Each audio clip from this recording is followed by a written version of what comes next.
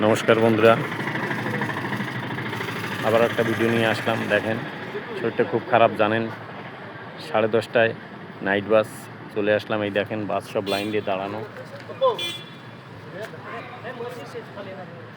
ওর পিছনেও বাস আছে। তো বন্ধুরা, হাসপাতালে যাচ্ছি, শরীরটা খুব খারাপ, কবে বাড়ি ফিরবো জানি না।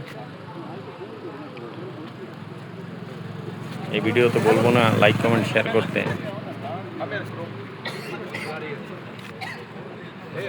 তো ওই দেখেন, ওই একটা বাস দাঁড়ানো, এরকম 3-4টে বাস 5টা বাস একসঙ্গে যায়। এই দেখেন আমি এই বাসে যাচ্ছি।